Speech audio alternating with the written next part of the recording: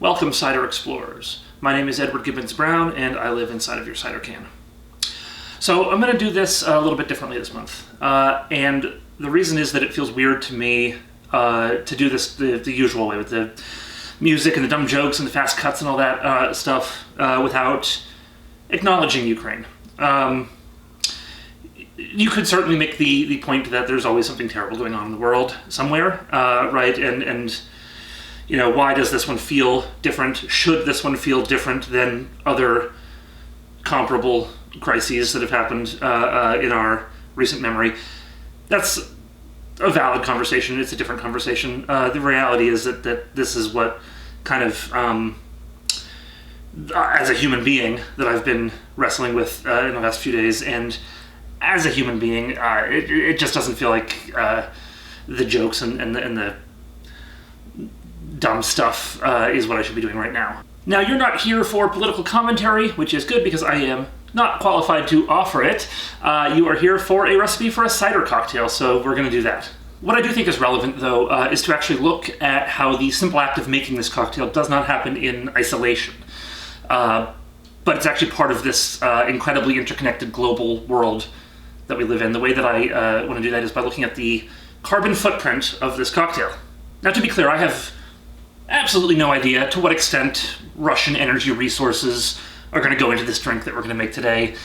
From what I understand, the US doesn't use a lot of Russian oil, so I'm not really trying to make a point about sanctions or really anything here, but I do just want to acknowledge the impact that fossil fuels more generally can have on something as seemingly simple as this cocktail that we're going to make, and how the act of making this drink is part of the same interconnected world that Ukraine is also part of. I know that probably sounds a little weird, but just bear with me, and you know, the cocktail is going to be tasty. So today we are using Strange Portal, a strawberry white grape sake cider that tastes like Japanese grape bubblegum, table sake, strawberry juice. This is the first cider in the Spring Sake series, and the latest edition of the Book of Nomad cider series.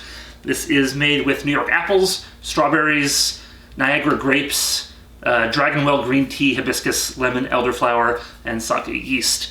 And it is, I gotta tell you, delicious. I was really looking forward to this one, and it did not disappoint. For our purposes here, I'm not gonna try to figure out what the carbon footprint of this can is. I'm just gonna focus on the actions that I'm taking to make this drink right now. So I'm using a resource called the Cocktail Footprint Calculator, which breaks down a cocktail into components to calculate a rough estimate of the carbon cost using an amalgamation of peer-reviewed studies and industry-released figures. You can check it out at cocktailfootprint.com. We're going to start with half an ounce or 1 tablespoon of lemon juice. This was juiced from a Sunkist lemon, which was grown either in California or Arizona. I'm not sure which. It was most likely transported to me in a refrigerated container or controlled atmosphere to my local grocery store here in Beacon, New York. And for just the half ounce of juice I'm using here, the carbon cost is approximately 16.5 grams of CO2. Next, we'll add a half an ounce or 1 tablespoon each of yellow chartreuse, yuzu liqueur, I'm using Choya, and Krogstad Aquavit. By the way, if you don't have Aquavit or yuzu liqueur, please feel free to substitute gin and elderflower liqueur. Now, I will say with these ingredients, the carbon cost really does become just sort of guesswork. The footprint calculator just breaks it down into very broad categories. So I just input all 3 of these ingredients as vodka, essentially. And that yields a carbon cost of 123 grams of CO2. Chartreuse is made in France, the yuzu liqueur is from Japan, and the Aquavit is actually made in Oregon. So that one probably came on a truck, but the other 2 probably came on a boat or something. The point is that getting this stuff to me here is a process that uses energy, fossil fuels, and emits greenhouse gases into the environment. What does that have to do with Ukraine and Russia? Nothing, really. Except for that a big part of the reason Putin thinks he can get away with this stuff is that he controls huge amounts of energy resources. Anyway, let's shake this up with some ice.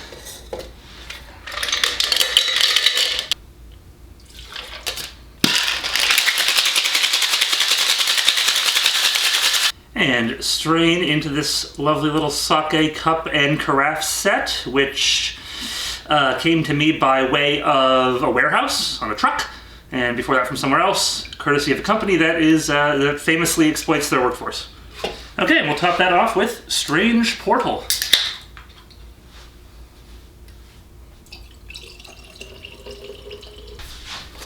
Be careful when you do that, it can foam up a little bit.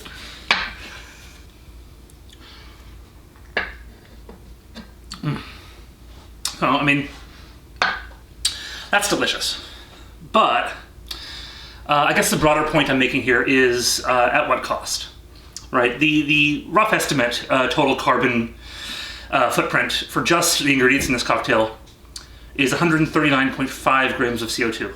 It's obviously actually way higher. For example, I calculated for half an ounce of lemon juice, but I juiced a whole lemon. There's lots of other factors that we kind of just ignored or didn't think about, right? Just to make the point.